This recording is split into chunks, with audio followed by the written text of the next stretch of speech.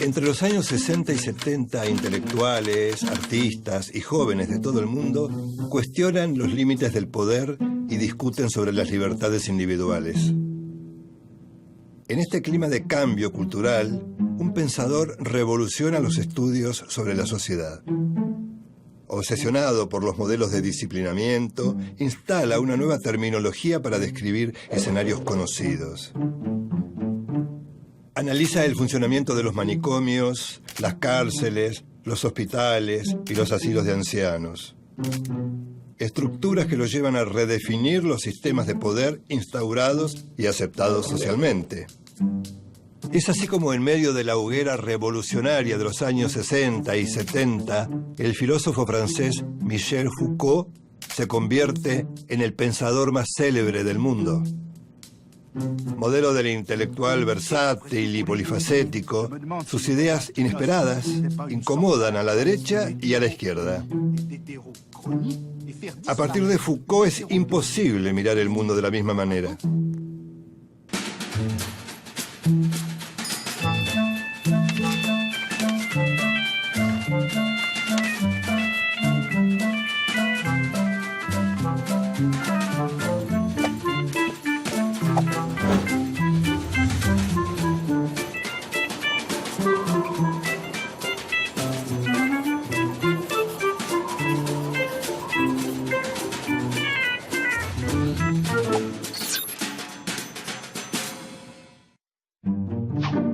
Michel Foucault, hijo, nieto y bisnieto de médicos, tenía un destino marcado, pero su negativa a seguir los mandatos familiares le generó profundas amarguras.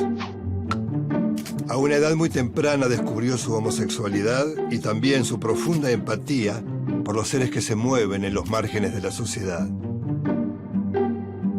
Digno exponente de la modernidad, su objetivo fue iluminar las zonas de sombra de la sociedad y al mismo tiempo celebrar con alegría lo que llamó la fiesta del pensamiento. Sus estudios del sistema de poder parten del análisis de las cárceles. Foucault toma ese modelo de disciplinamiento social y lo amplía de manera inquietante a todo el espectro de los estudios sociales. Entre sus múltiples intereses, Foucault pone énfasis en la relación entre el poder y el saber. A partir del tópico saber es poder, se pregunta ¿cómo actúa el saber para articular el poder? Un grupo de poder establece qué es la verdad, pero no existe una verdad absoluta. Entonces, ¿qué significa saber?, se pregunta.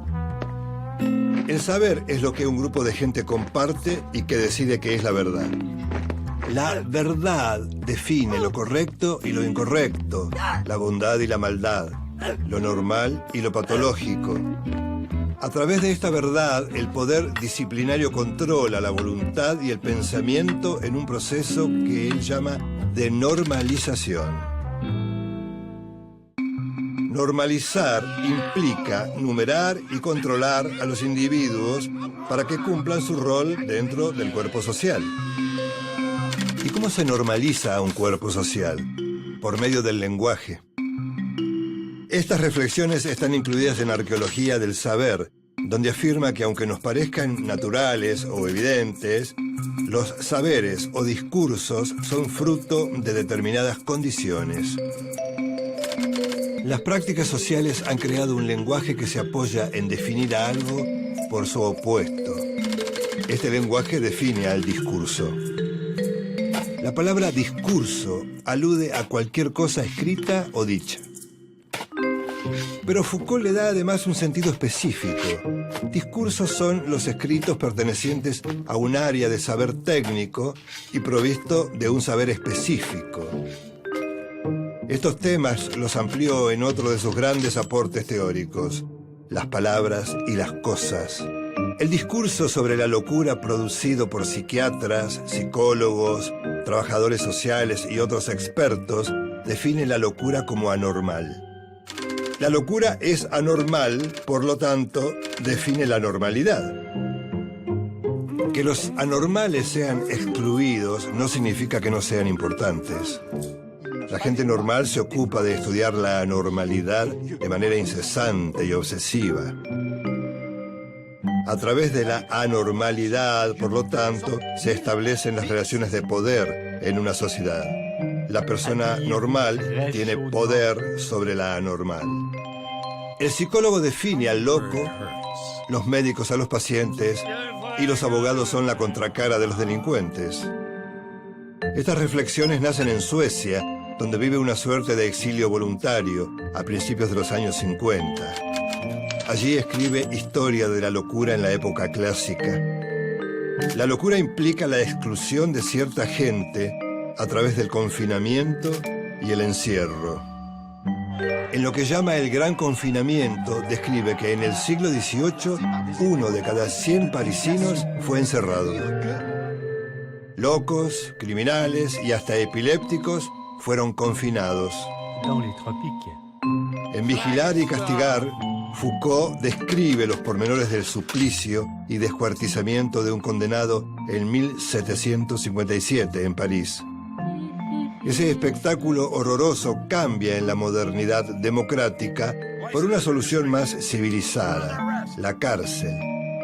Foucault cree que las prisiones fascinan porque ciudadanos irreprochables pueden ejercer o permitir el encierro, el castigo y el hacinamiento, lo que él llama el mal sin límites. La sociedad no solo tolera, sino que exige que al delincuente se lo haga sufrir. El formato de las cárceles se expande luego a los asilos y los hospitales y finalmente a la institución escolar. En Microfísica del Poder, Foucault afirma que el capitalismo se perpetúa gracias al ejercicio de poderes que se hallan presentes por todo el cuerpo social. Los llama micropoderes. El poder no pasa por el enfrentamiento entre dominantes y dominados, como decía Marx. Según Foucault, el poder está presente en cada parte del entramado social. El Estado y los grupos sociales hacen uso del poder. Pero el poder se ejerce de manera sutil en instituciones, espacios productivos, organizaciones políticas, vínculos familiares y lazos íntimos. Esta reflexión condujo a Foucault al concepto de sociedad disciplinaria. Solo las mentes y los cuerpos disciplinados pueden garantizar la productividad, aceptación de las normas y el pensamiento metódico requeridos por el capitalismo occidental. Pero este modelo de las sociedades de control fue cambiando. Con la llegada de la posmodernidad, el control está depositado en la seducción, el hedonismo, el consumo e incluso las biotecnologías. Para definir ese ambiguo sistema de relaciones entre el poder y la vida cotidiana, se creó el término biopolítica. Foucault plantea que la ideología requiere del control del cuerpo del individuo. En este sentido, va un paso adelante de la teoría del control social. Para la sociedad capitalista, lo que importa ante todo es lo biopolítico. La función de la biopolítica es tratar de que los cerebros se autorregulen, o sea, se autocontrolen. Se podría definir a la biopolítica como la implementación de acciones políticas sobre la vida, tanto en cuerpos individuales como en poblaciones. El Estado y las teorías económicas se ocuparon en potenciar las capacidades biológicas e intelectuales de los individuos. La familia tipo y el control de la natalidad se adecuan al concepto de producción capitalista. El objetivo del biopoder, por lo tanto, es la gestión total de la vida. El sistema genera nuevas vacunas que reducen la mortalidad y prolongan la vida. La biopolítica en la expresión más pulida del capitalismo, el neoliberalismo. El mercado toma decisiones desmembradas de toda autoridad, ajustes de precios y tarifas, transferencias de dinero, redistribuciones antojadizas. En este esquema, los individuos no cumplen ningún papel. no es la explotación que denunciaba Marx, sino de la exclusión progresiva de masas de indigentes a los que se niega identidad. Según Foucault, las relaciones de poder varían debido a la resistencia. La libertad ética es un modo de resistencia a la trama de la biopolítica. Foucault coincidía con lo que un siglo antes había dicho su admirado Friedrich Nietzsche. El hombre de la modernidad es un ser centrado en sí mismo, incapaz de grandes deseos, dedicado a preservarse y a evitar el dolor. Resistir implica que el sujeto se tome como una obra de arte. Por eso Foucault preconiza el arte de vivir.